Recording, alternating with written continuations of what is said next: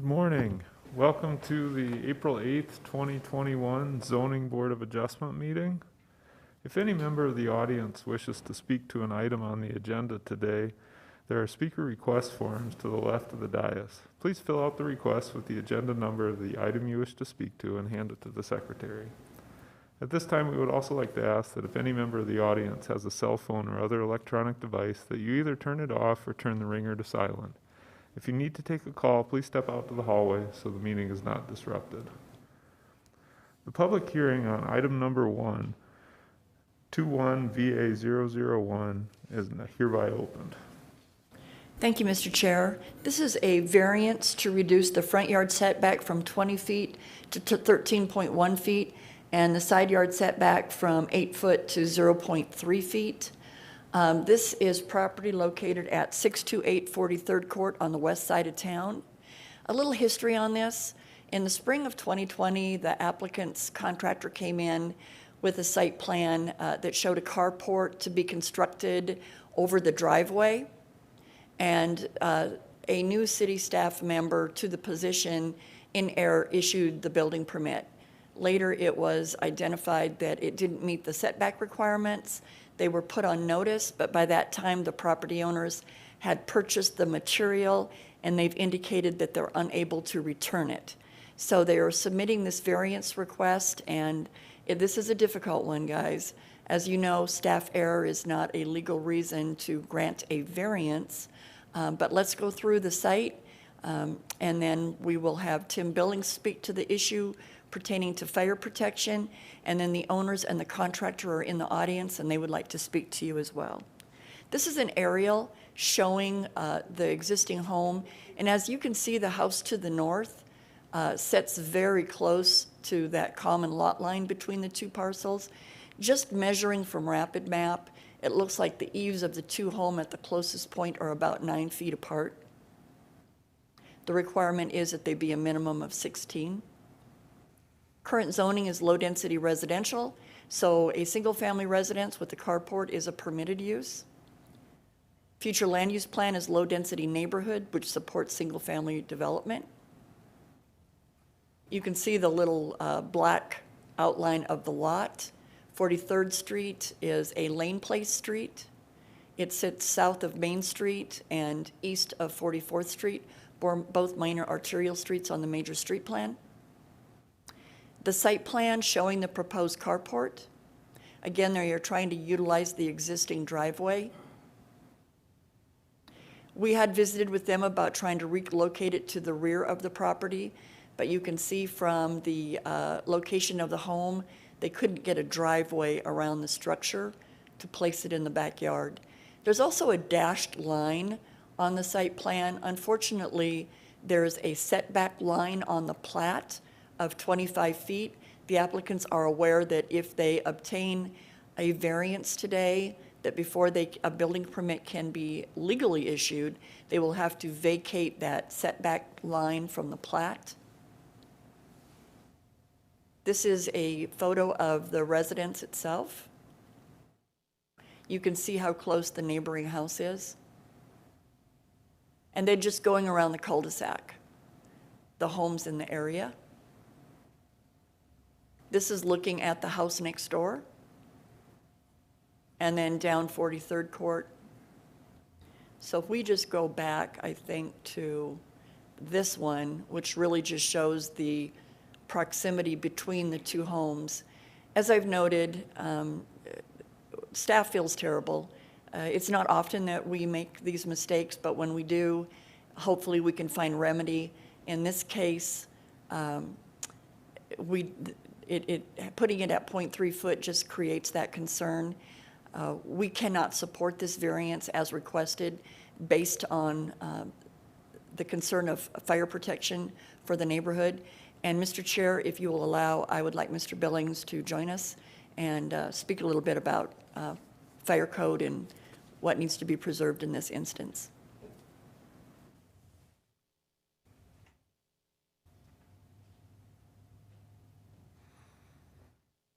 Good morning. And if you could identify yourself. Absolutely. Tim Billings, I'm a division chief, city fire marshal for the Rapid City Fire Department. These are difficult situations, as Vicki mentioned, and I feel badly for the applicants. But what we have here is already a fairly congested situation with reduced already encroachments on the existing setbacks between the two buildings. The addition of the carport does adversely impact really both properties from a fire standpoint. Should have a vehicle fire that's contained within that carport or fire at the neighboring property, it's very easy for it to spread from one structure to the next, just because of close proximity. So, like I said, we get a few of these every so often. This is probably the first one in a couple of years that I can think of. Certainly nothing that as Vicki mentioned, we try to find remedies to help support such variances, but in this case, we just really can't. And I'll certainly answer any questions you have. Thank you, Tim.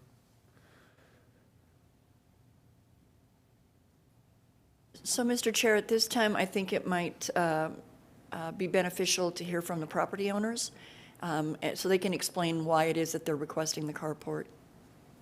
Okay. I don't have a speaker request for him, but if you want to come up and identify yourselves once you're at the microphone, we'd appreciate it.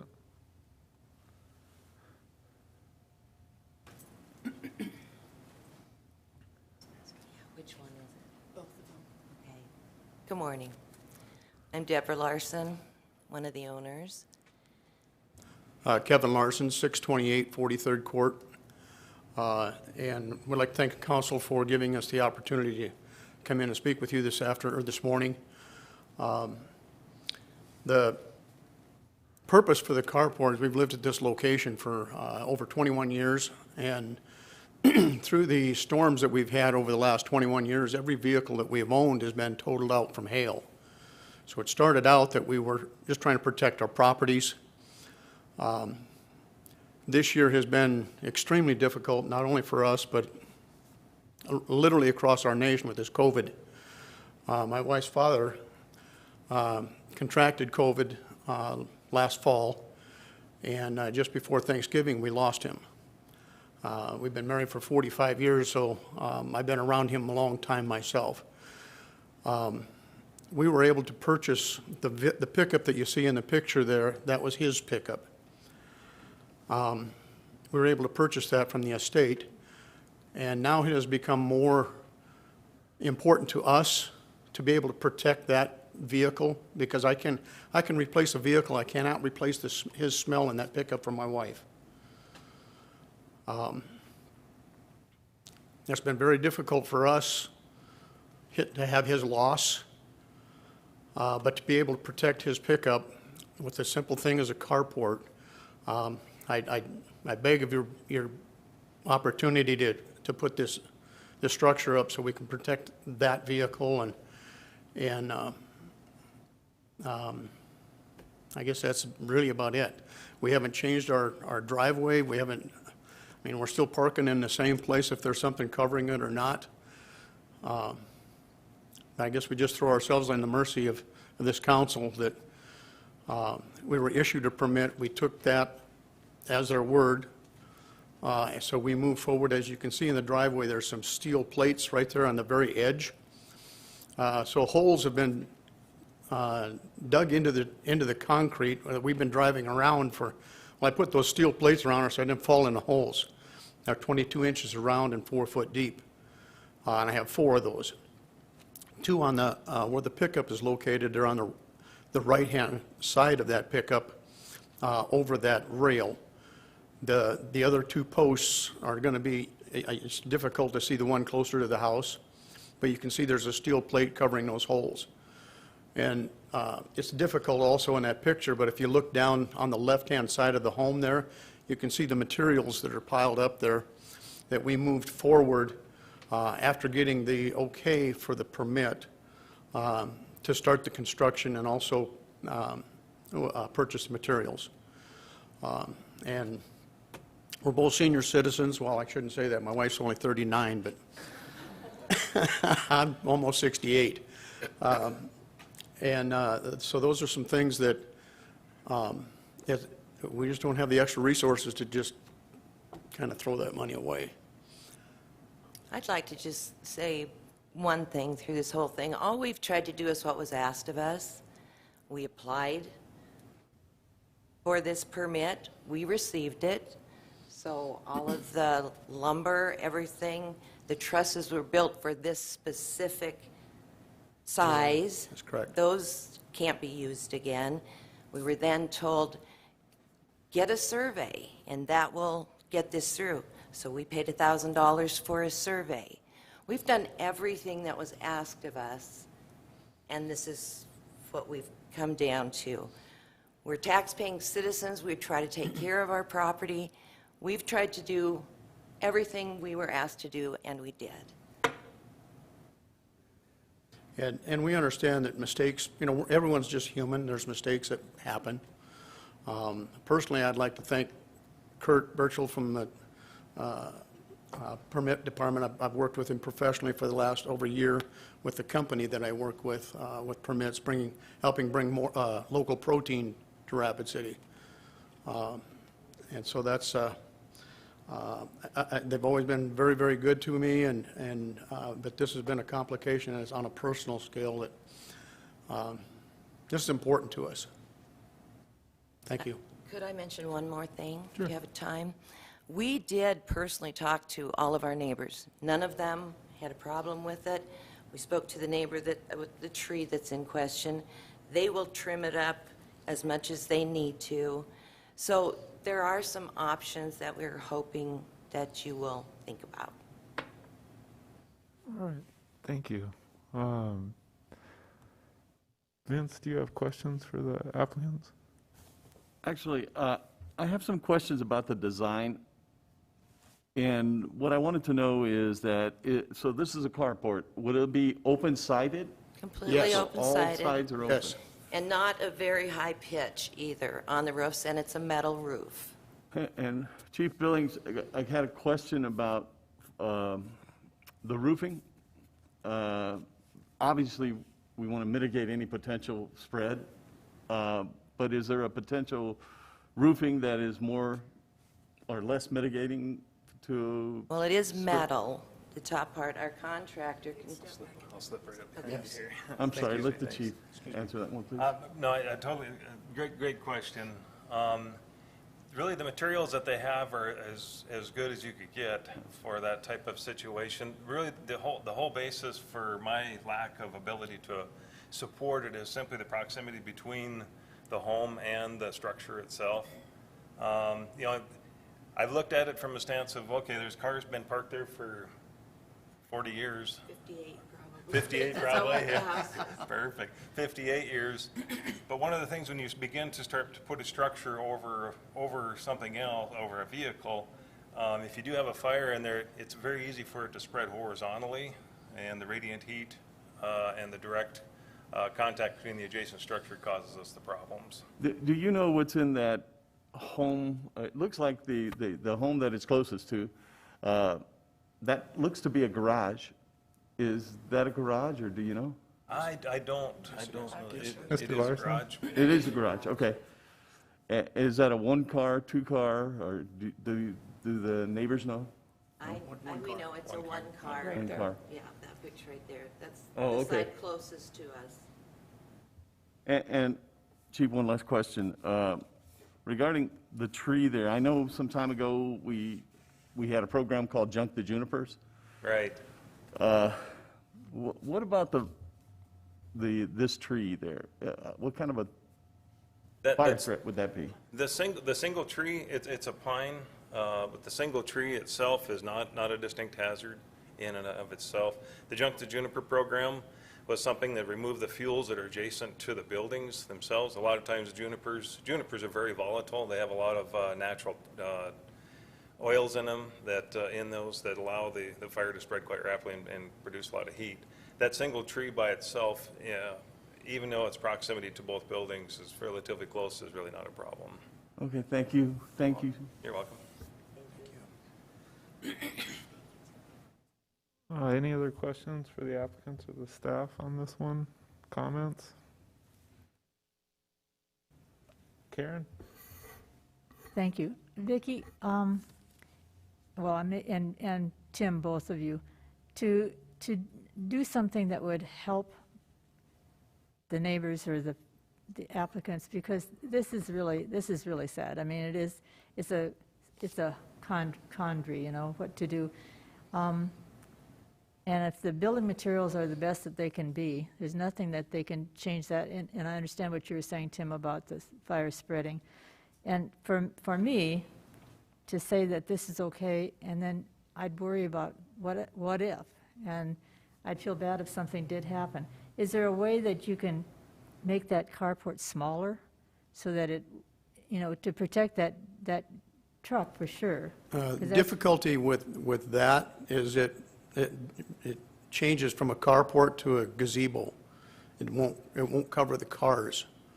And the trusses have been built for the size of what the permit was granted. Yes, I But understand. it makes that part very difficult to be able to, if we shrink that down, then I can't use my driveway. I can put one car, the other one's still not protected. So the I size of the understand that. proposed carport is 18 foot by 22 feet, which would then cover 2 vehicles. So you see on the site plan that's on the screen right now, where that 18 foot by 22 foot would be utilizing the existing driveway, correct? That's correct. Okay, so if we're then to go to this picture, if the zoning board of adjustment is trying to find a remedy that would allow the carport and maximize the side yard setback to the greatest degree possible, the discussion that you may want to have with the property owners while they're here today is if they were to shift it to the south, closer to the front door, what would that compromise be that would allow you folks to support a variance? That would be keeping the same size, you're saying? Correct, since the material is already purchased, pre-cut, they can't return it. Noting that if an 18 by 22 foot carport needs to be located on the property, could it be shifted to improve that side yard setback? Could we go to the aerial of that so they can see it? Where it shows, you can see where those vehicles are in that driveway there. So, I mean, that's kind of the structure, is to the back of those vehicles. So it's not as, I mean, looking at it that way, it's not near as big as what it sounds like on paper. I mean, covering those vehicles that are sitting in the driveway. I understand that, and I understand the size and what you're trying to do. Yes, ma'am. I think from my comfort level, I'm looking more towards the fire suppression. If there's a way to do something, whether it's make it smaller or move it over, as Vicki suggested maybe, that would give me more comfort in voting for it, I guess, and allowing you to do that. If not, I really have a struggle trying to compromise myself by saying it's okay to do something when it's that close to the neighbors and the potential and the potential of a fire going through there. And that's just me. That's my stand on it. And so I don't know what the rest of you feel like, but that's what I'm looking for. Any way that you can allow us to change the plan a little bit so that we can support you.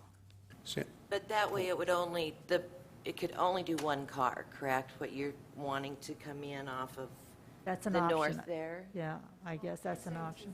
Okay, I guess yeah. So one would be to, right now the carport would go, Actually, it's right behind the cars. so right now, you're going to build it behind the cars? Yes. It looks different from what it's drawing. Right. Okay, so you want to go there. What they're saying is, if we were to clear that, is what if we moved it so that it had more of a setback to that lot line? Shift it this way more towards the sidewalk. You still get the size, but it would just be shifting it to the south. Could our contractor come up here? You can ask the chair. Would it be all right if our contractor came up? 'Cause I don't, Yes, That's something we're not familiar with, so. yep, and Tim, in the meantime? Thank you. I just wanted to add, in a few of the situations we've worked on in the past, we have utilized a fire resistive assembly for the wall that's closest to the property line, and Karen and others up here might remember a few of those. We don't have very many that are almost zero setback, which makes it a little more difficult. But there is a possibility you could build a 1 hour assembly or potentially a 2 hour assembly using sheetrock and non-combustible siding and that type of thing on the wall that's closest, or the wall that's closest to that side yard. So there may be some options to it. I don't know how feasible it would be given the rest of the structure that's there. You still have a reduced setback and it's still a problem, but that may be an option to work with. But Thank you, Tim. Thanks, Tim.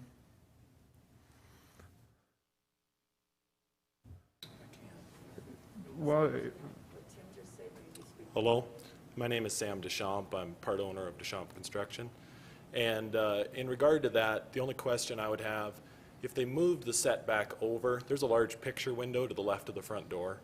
And I would be concerned that it would really make the front of the house look awkward as far as a carport covering up basically from your front door to the edge of your house, and your living room picture window would no longer be feasible in that way. So I kind of think that this is kind of an all or nothing. If it doesn't go where it goes, then it can't really go at all. Also, if they moved it over and made it a 1 car, these are 6x6 posts that will be in the middle of the driveway. I do not think they could park 1 vehicle under the carport and still have room to park 1 vehicle outside as tight as it is. There's only 18 foot 3 inches across the whole driveway now. So that would be my concern. Thank you. we've got a, go ahead. Oh, she would like me to speak as far as the building materials. The metal is 26 gauge metal, and the beams will be 6 inches wide, 18 inches thick, 24 feet long to support without posts. The whole purpose was not to have a post in the middle of the span so that when he pulled underneath, he could open his doors without hitting a post. So I was told that those are the best available materials for fire prevention. The only thing would be the underside of the trusses would still be exposed. One thing I would suggest with that is we could cover the underside like a soffit with additional metal to keep the fire from potentially going up into the trusses and starting on fire. If that would be an okay option, then I could definitely do that. Okay. We have a couple other commissioners with questions or comments. One thing I'm just going to throw into the mix for everybody, including applicants, to think about. We have a hard time redesigning on the fly on the dais. This may be an appropriate thing to take and I know we have to notice this, so it might not be a 2-week break, it might be a 1-month break.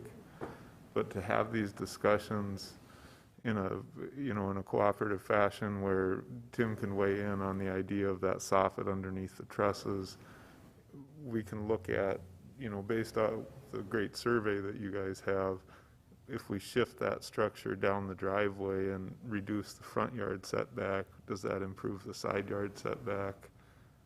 Anyway, it may be this kind of an issue where that's appropriate versus trying to redesign right now today. But we'll go to Mike Kwasny. Thanks, Eric. Along those same lines, staying in, I think that that's something that would have to be visited, but I don't know if there's a way to roof it with a second roof type with the open in the middle. I don't know what's available for design to mitigate some of the problems with the fire. What we're dealing with is not only your house and your vehicle, but the neighbors as well. And if a fire starts, to Tim's, I'm sure they're considering where does it stop? And the fire department has to be able to stop those fires. And they're trying to solve the problem before it becomes a problem. And so I think, back to what you were saying, Eric, I think it's a good thing to maybe consider, maybe if there's not design, and get maybe Tim or somebody involved and see what can be done, because very much understand that there's something you'd like to do and you were okayed, but at the same time, everybody has to be considered. Once the second house goes on fire, well, then we got a problem, because then the third house is where we got more flame, we got more problems. It just grows. And so we appreciate where you're at, but at the same time, it's to look at the whole community. So I think it's a good idea for them to consider what options they may have as far as moving a little bit, or we definitely would love to work with you. It's just hard to qualify that or to do that if somebody else is in danger. Ethan? The current design is for the sides to be open. If this is approved, what, or can they then, or could the homeowner then finish the sides without coming back to either this commission or someone else? Yeah, what changes can they make down the road without any further approval? Mr. Chair? So the Zoning Board of Adjustment has the authority to grant a reduced setback for a specific structure. So if in your motion you were to grant a setback reduction for a carport that is 18 foot by 22 foot as shown on the site plan, whatever that looks like the day that you take action, then that's what has to be built, and anything else would require a new variance. All right, other questions, or Rachel? Yeah, this is a question for Mr. Billings. So, you know, first off, I think you were talking about a 2-hour fire break, kind of on the house wall that's adjacent to the carport, their wall.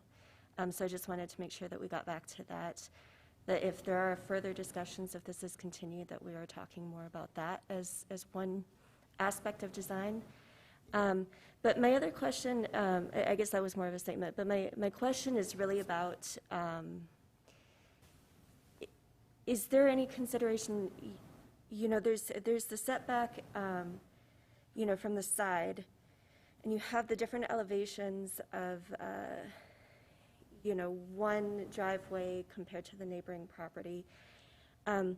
Is the presence of that carport there also kind of an impedance to get around to the back of the house to fight a fire? Or, you know, I guess nobody has talked about that, and I'm wondering if that's part of the consideration for a side yard setback.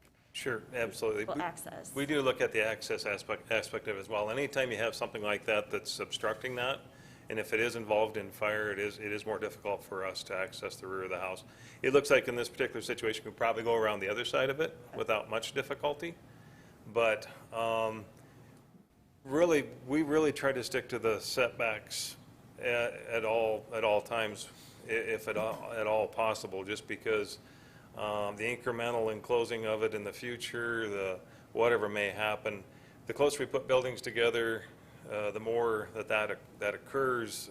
It's just a ticking time bomb, really. I mean, at some point in time, we hope there's never a fire that occurs, but when it does, we want to be able to confine that at least to the structure of origin and not allow it to spread to the neighboring properties.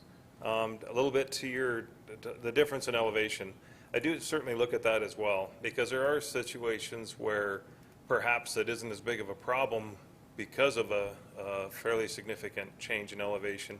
Unfortunately, in this case, because the adjacent property, the neighboring property actually sits lower, should there be a problem in that one, it causes a little greater involvement or fire impingement potential on the new structure that these folks are trying to build. So, Okay, thank you, Mr. Billings. thank you.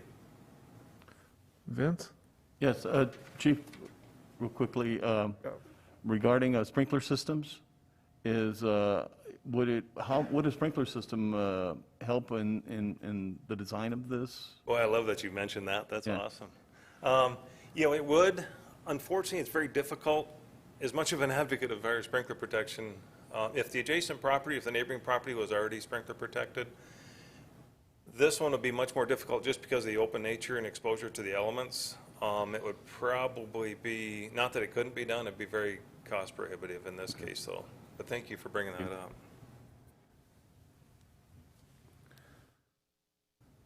All right, other comments on this one, questions? Karen? I guess my question is, if Tim's suggestion of putting that wall on the neighboring side, that would be, allow us maybe to grant this variance with that wall, that would still make it a carport. It's not an enclosed structure, correct? Okay. I guess, and if you have any other comments about that, Tim, go ahead. I believe it would still qualify as a carport. I don't remember, well, that might be something we have to visit with Kurt Bechtel and the building division. I can't remember exactly what the rule is as far as how much of it can be enclosed before it's no longer classified as a carport.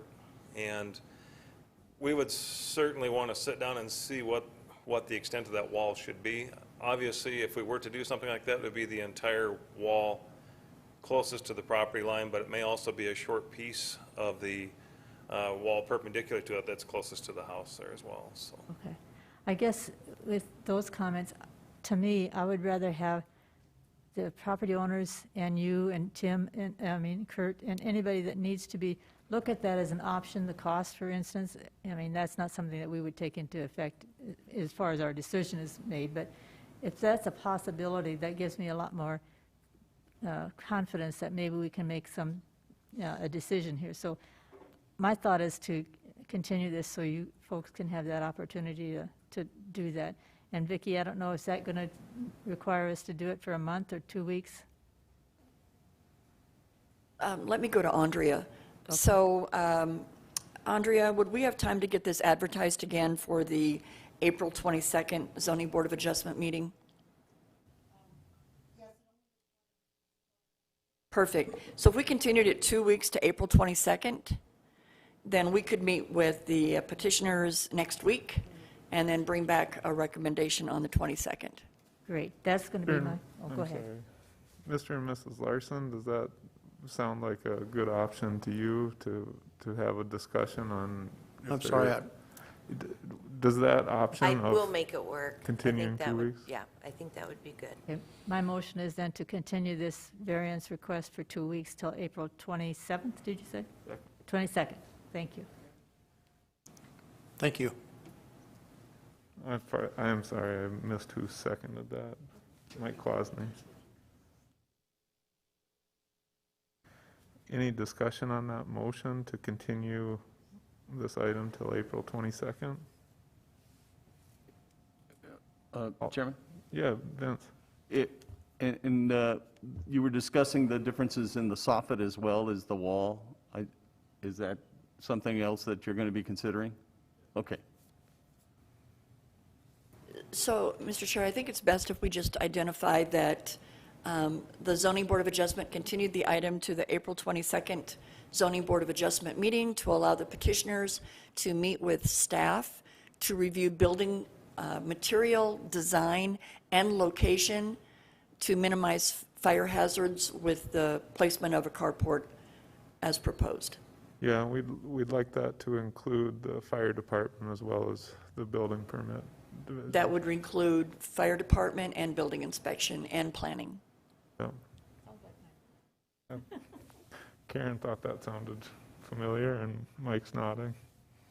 Okay. I'm sure that's what they said. Yep. Yep. All right. Well, thank you all for the discussion on this, and we do appreciate your agreeing to this delay. Yep, we have to vote. All those in favor of the continuance, please say aye. Aye. Aye. Any opposed? Motion carries. That's our only item on the Zoning Board of Adjustment.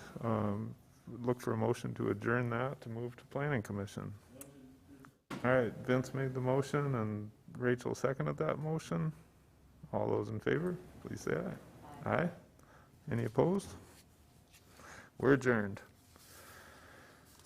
Now, welcome to the Planning Commission meeting for April 8th, 2021.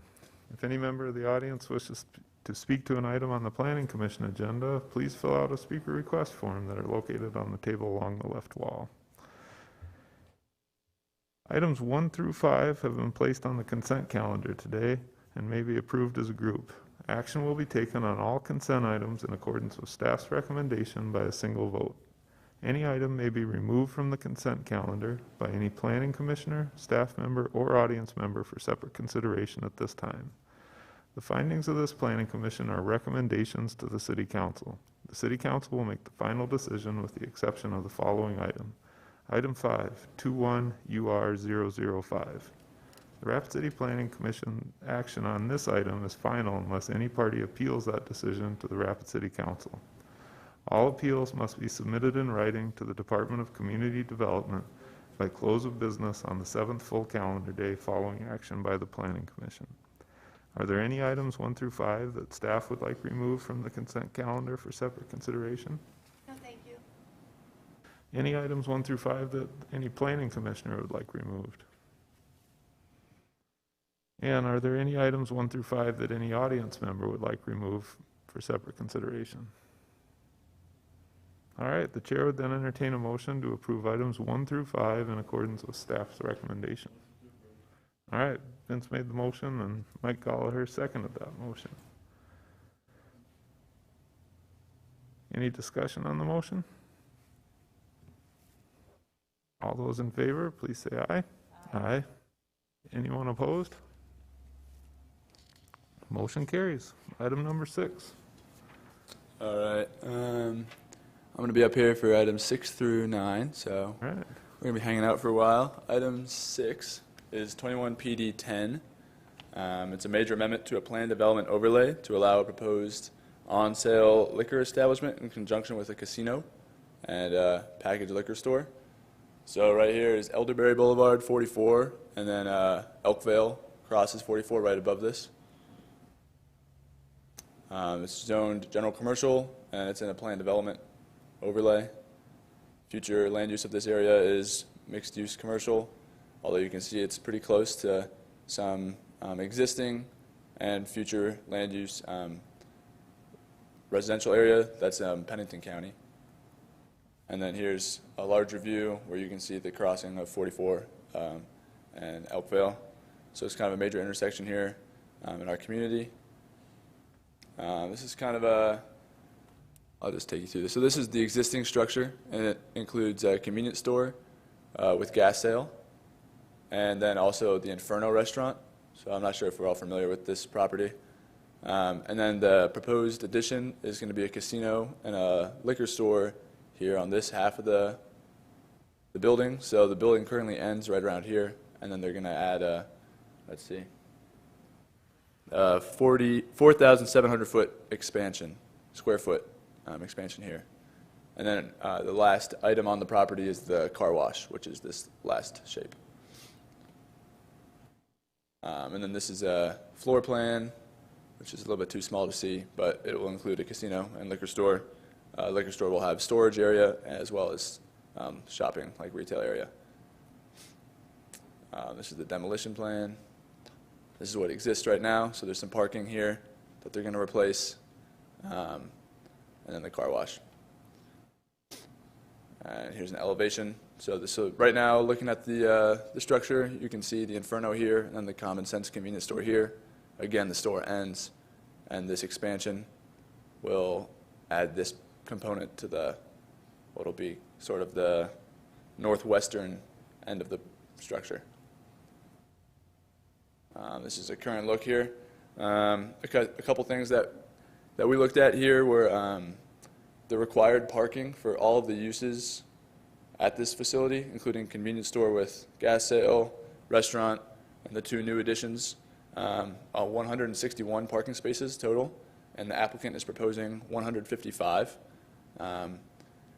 That's one of the exceptions in the stipulations, is to allow this reduction of 6 parking spaces because they are eliminating some parking to put the expansion on the end of the building. So in adding new parking throughout the parking lot, it just was easiest for them to come up a couple spaces short, and they made the case that because they have different peak hours, the different uses on the building, on the facility, that the 155 will be sufficient, and staff agrees with that. And then the other exception being requested is an exception to waive the requirement for 3 landscape islands parking lot of 150 spaces would have 3 landscape islands, but because of their design, landscape islands just don't make a ton of sense. And so we are okay with waiving that requirement, as I believe what the language is here is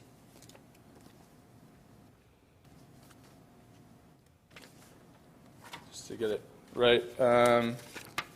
Waiving the islands contingent upon the provision of a landscaping plan that includes at least 125,000 landscape points and the planting of trees along the property's north lot line. So that's the one that will run along 44.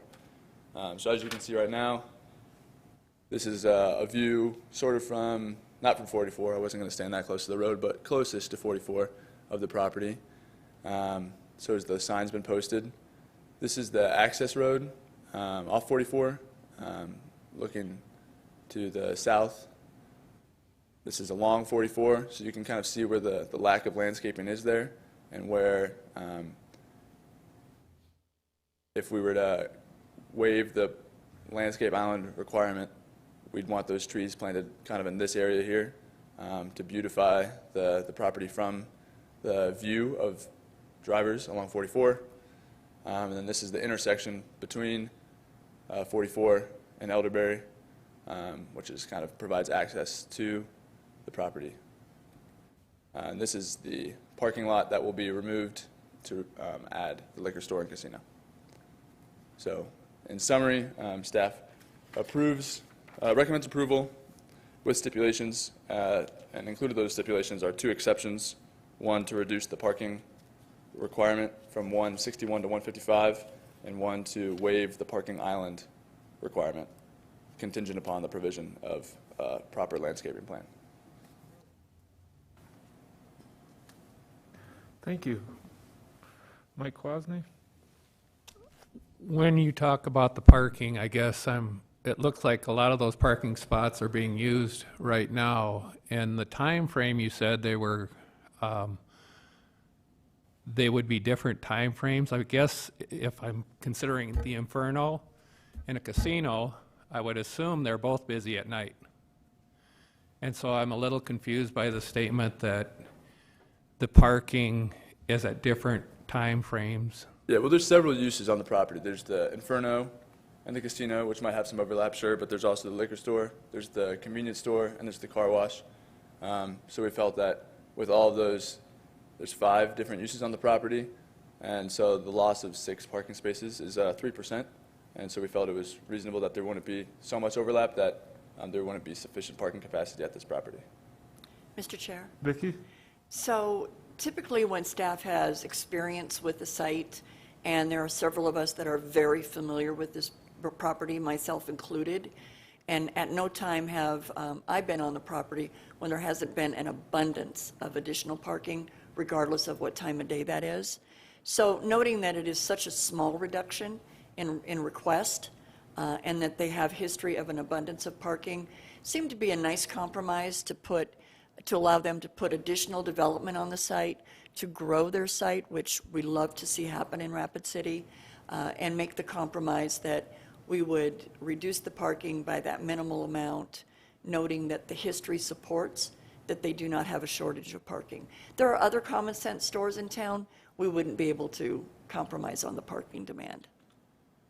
And I guess I don't disagree in part with that. It just seems like anytime you add another business, their goal is to be busy. And so I would guess that they're going to increase the amount of cars that are going to be on that parking lot. And the other, I guess, problem I sometimes have is when you have a gas station with cars going in and out to fill up with gas, it just seems like you have a very busy area there, and now they're trying to find parking. I struggle a little bit with reducing parking on that, and I guess have all the options been looked at so that it doesn't have to be reduced?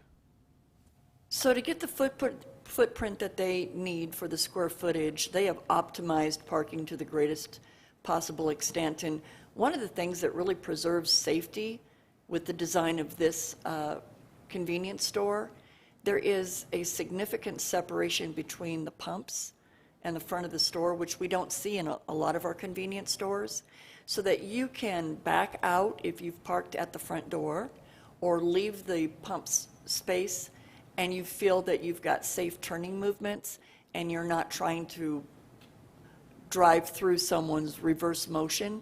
There's ample opportunity for that traffic to pass. And so we would prefer that they not try to put more parking that would cause more congestion and confusion with turning movements, and leave it with the layout that it is today. With the layout that it is today, is the flow, I don't know, I can't remember because it's been a while since I've been out there. Does it go around the back of the building? Typically not. You pull in either to the pumps or the store, but then you leave in the same fashion. Maybe just go to the area, there you go. So I would assume that a lot of the employees are the ones parking in the back, and deliveries of product is also, I would assume, in the back. But if someone is coming into the site, whether they're accessing a pump or they're accessing the store, there is ample space for those turning movements, preserving the safety to the highest degree possible between people leaving the store and leaving the pumps. It's a great design. I like the building itself. I think it looks really good out there. I just struggle still a little bit with that parking and the flow change that happens with that space. We appreciate the comment because we too struggle anytime we see a reduction in parking. So when you bring that forward in a meeting, we get to share that with future petitioners, noting that it needs to be justified or it's something we can't support either. So thank you. Haven? What's the access route from the car wash? I assume that was between the building and the car wash if they're not going behind the building. So it's a little hard to tell what the distance will be then between the car wash and the new building, new part of the building. Like the physical distance between the two structures right here? From here to here? Yeah. I'm not sure. How do you know? I don't know the numbers on that one. Representative of the applicant is here and he will introduce himself. Good morning. Brian Newman with Moyle Petroleum. From the, I call it the western edge of the proposed casino to back of parking where the vacuums are, right below the green lines, is 46 feet. Now, to answer the question from structure to structure, I don't have that number, but I do know it's 46 feet from edge of structure to back of parking. Vicki, also, when you talked about, excuse me, access or out of the car wash, her northern line was correct, where you could see the 6 cars stacked at the top, traveling south through the tunnel, and there is an approach, an exit approach on that street to the south, or sometimes customers will loop back around and park for vacuums. That's how I go. Yeah, right there. So it'll come out, yeah, it'll normally come out and exit onto that road to the south, or come back into the vacuum as far as flow is concerned. Mr. Chair, the placement of the casino in proximity to the car wash will be required to meet fire code and building code, and those teams have reviewed this as well, and they've not noted any concerns. Karen? Okay, I'm just looking at the site plan, and I just want to clarify in my head what's going on. So the liquor store is at I don't know which side, at the very front of it would be the liquor store itself, and they're having a tasting spot there so people can taste some of the liquors and that kind of thing. And then there's a door that goes into the casino, and also a door from the outside that goes into the casino. And in there, they sell beer and wine. Can they also sell liquor at the same time in that casino?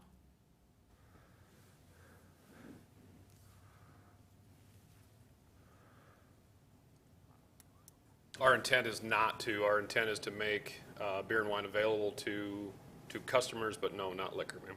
Okay. And then, yes, to answer your question, it may be a little hard to see, or if anybody has been in our Elkvale facility, it's set up identical. There's a liquor sale facility. In the front, you can kind of see the shelving, and in the back, there is a single door to go to the casino, or an exit door on the west side for exit out of that facility. Okay, thank you, that's all. I just wanted to clarify it. I've got one more question just on the landscaping to the front. Doesn't that run up against the old railroad right-of-way? Are they allowed to plant in that right-of-way? Vicki? Yeah, if you go back to the aerial, Marty. Yeah. Oh, sure. You're absolutely right, and that's why the contingency to grant the exception not to provide the landscape islands is that the trees be planted so that they're visible from 44, not necessarily adjacent to the railroad right-of-way that's adjacent to 44, because we realize that they don't have the real estate to do it there.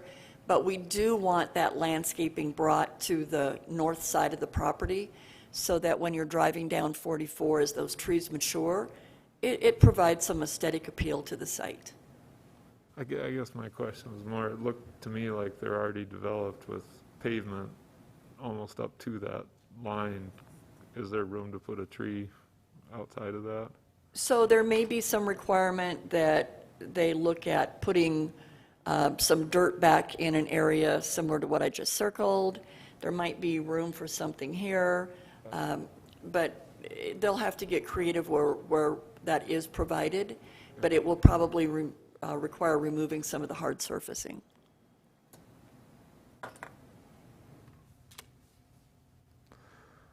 All right, other questions or, oh.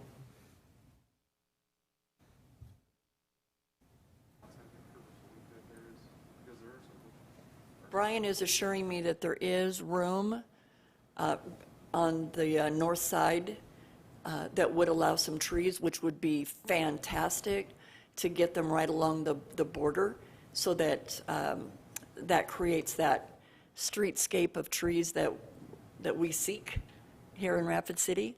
So we'll work with them as a part of the building permit. We understand that for the movements needed for all the uses, putting landscape islands and then you throw in snow removal becomes somewhat problematic. And certainly the trade-off is let's get some trees that are visible along 44. If you've driven by, you just don't see the landscaping, and we know this is new development, and this is something we're working hard on improving, is beefing up the landscaping along streets. So we'll gladly work with them on getting something. And Moyle Petroleum is in agreement with the stipulations for staff as far as trees on that north side. I did speak to Kyle quickly, and yes, just to confirm, I was correct, Eric. Yes, there is room there, and we will. And the design we have with KTM is putting trees along that side, and we do have the room for that. Awesome. I just wanted to make sure we sort of got our side of the trade on it. I No, don't we're see the good, point and- for landscape islands. And Moyle Petroleum does agree with staff in that. We'll work on that stipulation. We're in agreement with that. Great. Any other questions, comments on this item? Great questions, guys. Rachel? Okay. All right, Rachel made the motion to approve item 6 with staff stipulations, and Karen seconded that motion. Any discussion on the motion? All those in favor, please say aye. Aye. Any opposed? All right, motion carries. Item number 7. All right, item 7 is 21 UR 003. This is a conditional use permit to allow an on-sale liquor use in conjunction with the nail salon. This is Haynes Station Plaza, shopping center, kind of on the corner of Haynes and Disk. It's zoned general commercial, non-shopping center district. Future land use is mixed-use commercial, and it's accessed by Haynes, the principal arterial, and the collector of Disk. So this is what the applicant provided in terms of a site plan. So the business is called NV Nails, and it has this suite in the area. It's a 1,600 square foot suite, and this is their floor plan. They have 6 workstations and then 6 pedicure chairs. And their plan is to just provide complimentary wine or beer to patrons who are getting a manicure or pedicure. So they won't sell alcohol. They'll only provide it for free to people who purchase one of their, I guess, like more deluxe packages for a manicure or pedicure. So like if you like buy the premium one, then you get, I think, like 2 beers. But they won't serve people off the street who aren't customers, and they won't serve any customers who are below 21. This is a picture of the storefront. This is standing in front of the store looking to the south. And this is standing in front of the store looking to the east towards Haynes. But yeah, just to reiterate their operational plan here, it's only complimentary beverages, beer and wine, to accompany manicures or pedicures. They will ID all customers and will not serve to anyone who's not at least 21 years of age, and will not serve to anyone who is not a manicure or pedicure customer. So staff recommends approval with stipulations of this conditional use permit. Thanks, Marty. Mike? Is there any limitation on how many they can have? I heard you say the 2 for their premium. Yeah.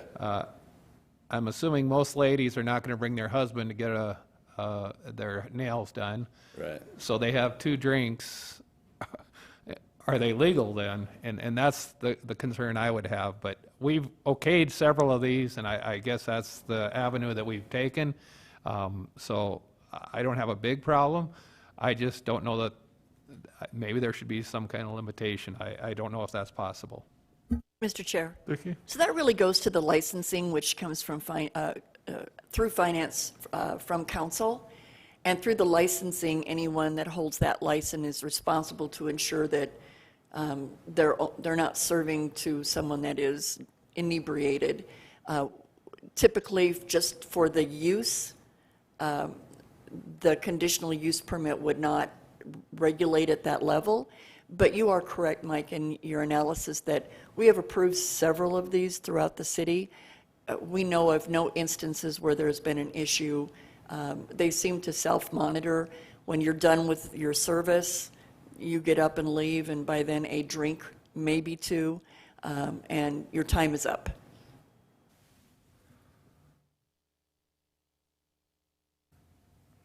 Any other questions, comments on this item? All right, Mike Gallagher made the motion to approve with the stipulations. And I saw Vince waving at me, so Vince is seconding that motion. Any discussion on the motion? All those in favor, please say aye. Aye. Any opposed? Motion carries. Item number 8. All right. Item 8 is 21 UR 004, a major amendment to a conditional use permit to expand an on-sale liquor establishment.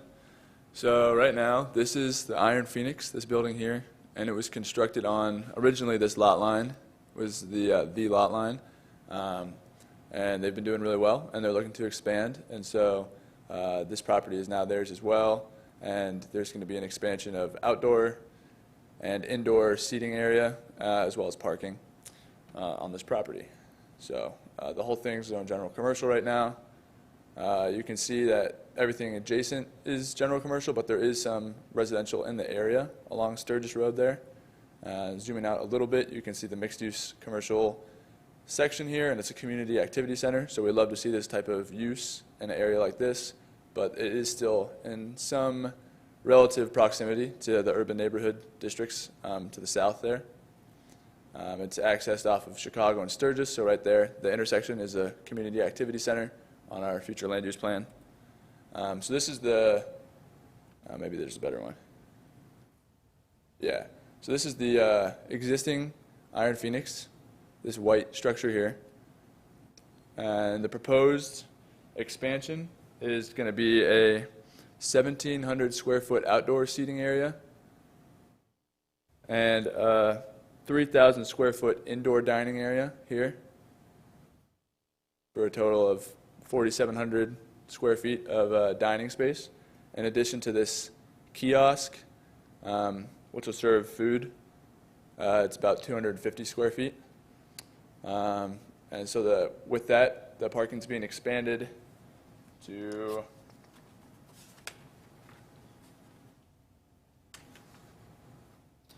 let me see, 61 parking spaces, which is the minimum required for this use. So that's the parking requirement. It's going to be maintained with this back area here. And then the landscaping is also up to our standards. They're going to be providing 55,000 points. We need them to provide 54,000. So I went out today and the other day and took some photos. This is the standing Iron Phoenix, and then everything kind of to the left is going to be where the expansion would go and the increased parking.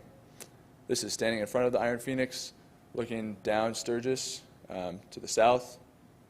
Some construction's happening down there too. This is looking up Sturgis to the north towards the intersection with Chicago. And this is just another view of kind of behind the Iron Phoenix and where they're proposing to expand. Staff is recommending approval with stipulations. One of the primary stipulations here is that sometimes the Iron Phoenix hosts live music. We love that. We think it's a great thing for a neighborhood bar to be doing, neighborhood restaurant and bar. But because of the proximity to residential areas, maybe some of these people, didn't ask for a bar to be so close to them, and kind of sometimes, the sound can carry, especially like on a summer night. So one of our stipulations is that they may host live music, but in the interest of mitigating noise, shall not allow live music events to perform in the outdoor seating area. All live music shall be performed indoors. Other than that, the stipulations are pretty standard. The applicant is here if you have any questions or would like to hear from him. Thanks, Marty. Yeah. Any questions? Rachel? I've got a tricky one. Yeah, I love to see neighborhood bars and restaurants. I think it's really important to have, things like that interspersed near residential properties. I think Mike brought up a very good point earlier about driving when you might be a little bit tipsy. And I think part of having, bars and restaurants close to where people live, but not too close, means that you can walk home, So I love that idea. I have two questions. One is about, and I'm sure you would have flagged it if this was the case, but I just want to make sure. I seem to remember there's a church on West Chicago to the east. Is that far enough away? Yeah, that's correct. The proposed expansion doesn't really impact the original, was it the conditional use permit? They kind of addressed that in the stipulations there. I think Fletcher handled that one, if you remember that. That was only a couple months ago.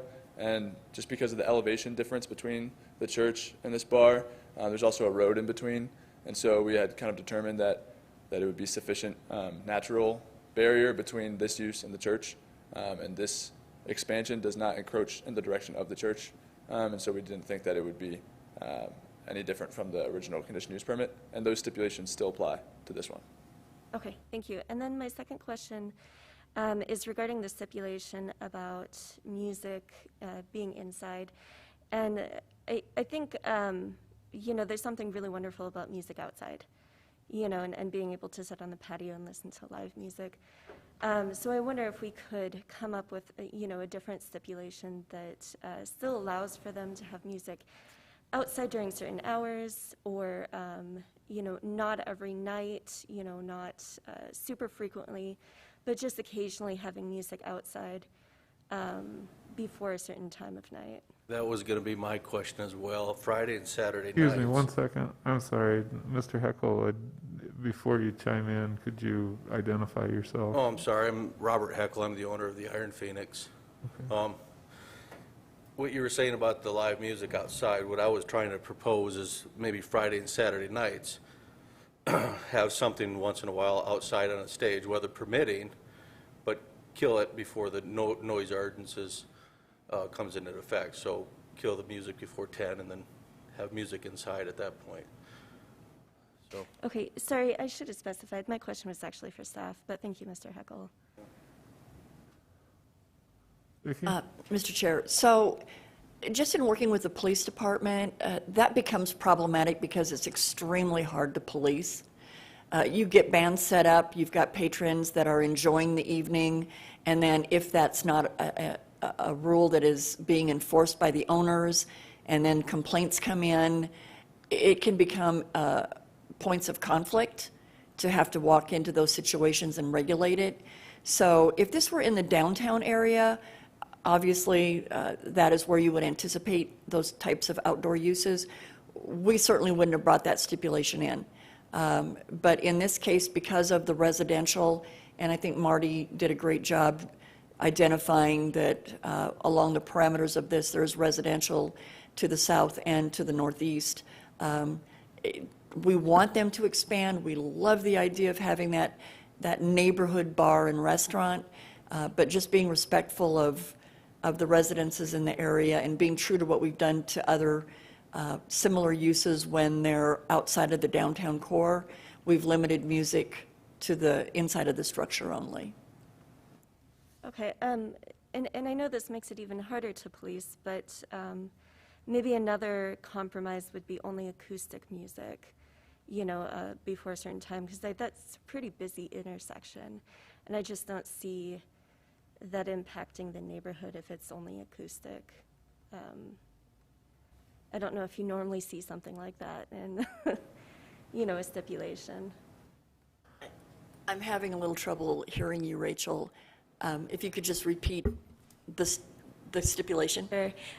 So I was thinking instead of, you know, music that's being amplified by speakers and whatnot, if you just had acoustic music outside, that's not going to be, you know, transmitted loudly into other neighborhoods. You can't really hear acoustic music, you know, for very far, whereas, you know, speakers, you can really broadcast them. So maybe that's another compromise that we can have on the stipulation. We will leave that to the members of the Planning Commission. Staff would not bring that stipulation forward. Thank you. Mike Klosny? I appreciate what you're trying to accomplish there, Rachel. I agree with you. It'd be kind of nice to have that outside music sometimes. But with that said, I have, we all live in neighborhoods, and sometimes when the neighbor gets a little wild, or the dog barks all night, or the whatever, it affects that neighborhood. And it's something that I think it's a good situation that the city looked at. And it's hard to put a handle on once things get going to stop it. And so I would struggle a little bit with that. I think that they've done an amazing job. If you remember what that building looked like not too long ago, they've really, it looks very nice. I know that they'll do a great job with the building that they want to put up, because that indicates right there that that's what they're going to do. And as far as the music, sorry, Rob Heckel again, owner of Iron Phoenix, but as far as the music going outside, Mr. Heckel? I would... Can I just let Mr. Klosny finish? Are you done, Mike? Oh, shit, sorry. Okay, you're okay. But I do think that they'll do a great job with what they've proven with that building right there and what they've done, that they will do a good job. I guess as far as the outside, I would just really struggle with the neighborhoods. And I would ask him to maybe come forward and speak to that a little bit. Mr. Heckel? Definitely. As far, what I was trying to get at is, during construction, this whole summer period, we're not going to be able to have any live music in the event center that we're going to, you know, propose in the seating area or whatever. But what I was trying to get at is propose maybe some, just to be allowed to have that outside on the side patio, maybe acoustically, until that area gets built up. That way, I mean, throughout the summer while the construction is going on, we can hear it. As far as residential, I mean, the houses are clear. I mean, we're talking blocks away from this place. I mean, you got duplexes, 2.5 blocks is back on the other side, and on the other side you got an all commercial road, which is loud as it is, and then behind that you finally have residential homes. But I mean, as far as people living around there, it's still quite a ways away. I mean, it's not like, you know, a block over you have houses sitting there. So And I don't disagree. If you live pretty much any place in town and downtown's going on, you can hear it. So what you have in the back of that is you have a wall, the way the hillside is, you have a wall which will reflect music, and the buildings that are further down the residential, I just wonder if they won't struggle with it a little bit, and it creates a problem that we don't necessarily need. Now, in an environment like downtown where we have a lot of those areas, I can see that being the proper steps. I'm along with Rachel. I agree that it would be great to have that. I just think that we need to protect all of our patrons in the city, those who have homes and so forth. So I think it's just a struggle for me to accept outside music in that environment. Rachel? Steph, I'm wondering if we can look at an aerial again of the area, and if we can kind of try to pinpoint the closest residential structures. This is our zoning map, so you can see the yellow would be low-density residential, and everything else is zone general commercial. It's not necessary, it doesn't always, match up 100%, but that's probably a good feel for, because if you look at the future land use, yeah. Go to the aerial. The aerial, it's kind of hard to tell what's a house and what's not sometimes. But you can see here that there are no homes in this aerial shot. Mr. Chair? Sorry. If the Planning Commission is truly entertaining the idea of allowing outdoor music in some fashion, then my recommendation is that we continue this for 2 weeks. Let the applicant provide staff with an operational plan, maybe as he just said, during the period of construction, this is the area of the property that he would want to have outdoor music, and what kind of music and what hours of operation that would include. And then we could bring that back to you in 2 weeks so that what you're approving is written down and in an operational plan that we can all clearly understand and come to agreement on whether or not it's appropriate for this area. Mr. Heckle, would that work for you? To come back into Actually, I mean, it would work, but time is of the essence right now. I'm a contractor as well. We've been waiting for this meeting for quite a while, actually, and the plans and all the engineering that we have and everything. And 2 weeks is fine, but 2 weeks is 2 weeks later for construction and getting everything else rolling, and as far as licensing for everything else too. So, I mean, this is prime building season right now, and 2 weeks would, could set me back 6 weeks, so. Mike Klosny? With what was just said there, I guess the original plan was without outdoor music anyhow. And I don't have to have outdoor music. I mean, that just, when I saw that in the request that I wasn't aware of, that I was just asking for that to, temporarily be allowed while we get the bigger event rooms built, so. And I got that, So. but as far as holding you back, I don't foresee that being the case as far as holding, I guess you can't, till this passes, I guess that would hold you back the 2 weeks. I see that. We understand, but if that's something that you want, it's something that maybe I would propose that we continue this until the next meeting. And if that is not what he is comfortable with, I guess we would have to go with no outdoor music. Vicki, can I direct a question to you? If we pass this today without outdoor music and he would like us to consider that as a separate item, would that be a minor amendment or a major amendment? It would be a major amendment because it's a specific stipulation. So if the applicant desires to have it approved per the stipulations brought forward today, we can do that. And then if down the road he would like to do outdoor music, he could submit a major amendment, and you folks would have that opportunity to look at that use separate from the balance of everything he's requesting today. And that would let him get started on construction, securing the license through city council, et cetera, that's needed. And you are right. It was not a part of his operational plan that was submitted to do outdoor music. We just added it as a stipulation, as a reminder that it wouldn't be allowed. And so we were surprised today when he did speak, saying that he did want it even on an interim basis. It might be better for his plan if we just proceed with what was submitted, what was reviewed, and what we brought forward. And we'll certainly work with him on what that outdoor use might be in the future as a major amendment, and that'll get him going. Mr. Heckel, your thoughts on that? I don't speak for the commission, but I think that there would be some Yeah, that's what I would prefer, I trepidation guess, about- at this point, is to approve what we have now without it, and I'll just submit for a major amendment for music, you know, separately, if that works. That way I'm not being held up. And I think the operation plan would need to be spelled out Correct, pretty good, yeah. so we get a comfort level with what you're requesting. Of course, you bet, I would definitely do that. Okay. Any other comments, questions on this item? Mike?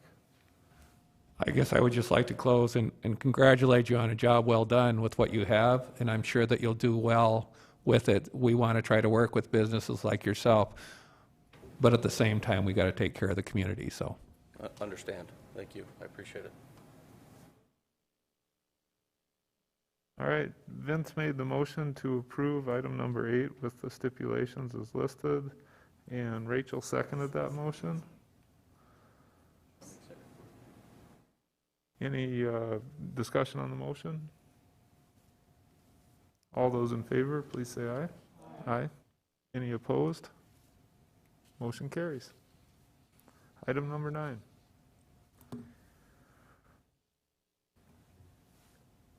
All right, the final item today is 21 UR 009. This is a conditional use permit to allow an oversized garage. So this is 1474 Pevins Parkway. This is the existing driveway and attached garage here. The applicant is proposing a second approach parallel to it right here, and a detached garage in this location. This property sits on a hill that the elevation is highest here and falls as we go this way across the property. So the garage will be some feet lower in elevation than the road, like almost 10 feet lower. So the applicant submitted an exception request to allow a garage of higher than the maximum of 15 feet, which was approved. And so that's why this is on non-consent today, because there's an exception involved in the stipulations. So this is Park Forest currently, and will be forest conservation in the future land use plan.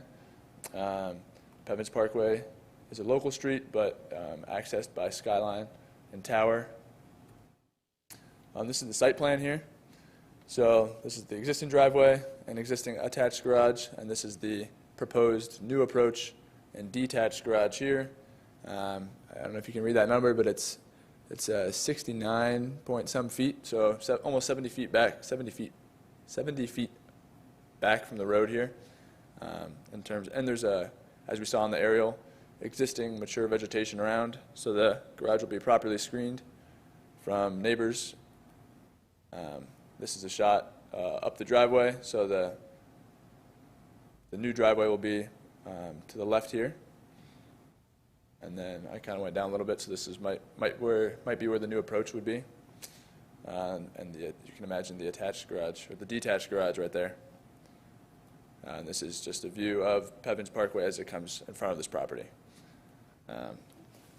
So staff recommends approval of this one with stipulations, and one of those stipulations is an exception, which is hereby granted to and allow the oversized garage of 2,480 square feet total between the detached and attached, in lieu of the maximum allowed 1,500.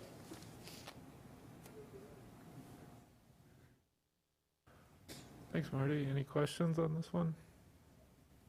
Karen? I just have a quick question. Because of the size of the lot and the frontage road, that allows you to have two accesses into that, two That was going to be my driveways? Hello, yes, 300 feet of frontage. Hey, Right Todd, below. can you identify yourself? Yep. Todd Peckosh Engineering. 300 feet of frontage allows the second driveway for this property. Okay, thank you. Haven? Are there private covenants on this property? There's none that the city are a party to. I'm not sure if there's a. The owners here. Yeah. Same question for you, if you could identify yourself once you step up. Yes, of course. Good morning. My name is Anthony Downs. I'm the property owner at 1474 Pevins Parkway. There are covenants in the neighborhood. I reviewed those with a private counsel, and it was found and interpreted that this proposed structure would not be in any violation of any of those covenants. Primarily, the covenant precluded a homeowner from building a separate structure that would be used as living quarters, whereas of course this is a detached garage, so therefore it wouldn't be in violation of those covenants. Thank you. Any other questions, comments on this one? All right, Karen made the motion to approve item 9 with the stipulations as listed. And Mike Goller seconded that motion. Any discussion on the motion? All those in favor, please say aye. Aye. Any opposed? Motion carries. All right, discussion items, staff items today. Vicki? No, I think we're good. Again, just thanking you for your wonderful input and just truly reviewing the items. It's refreshing to see that you guys are looking this closely at the reports.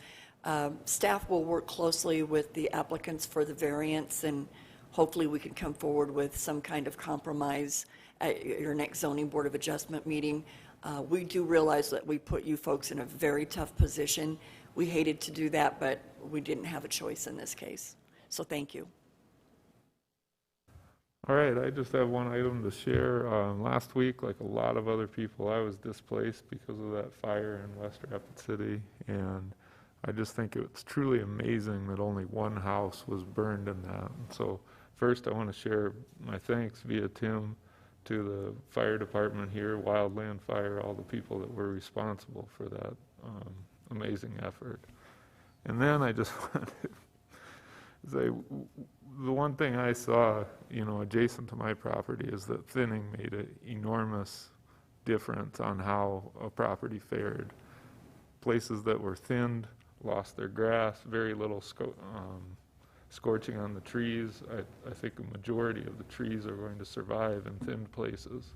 Where it wasn't thinned, that's where you saw trees that were affected more. And I think, whatever we look at with this sort of forest interface that we have in our community, we need to keep that thinning in mind. That is all. I'd look for a motion to adjourn if no one else has anything. All right, Karen made the motion to adjourn. And Mike seconded it. All those in favor of adjournment, please say aye. Aye.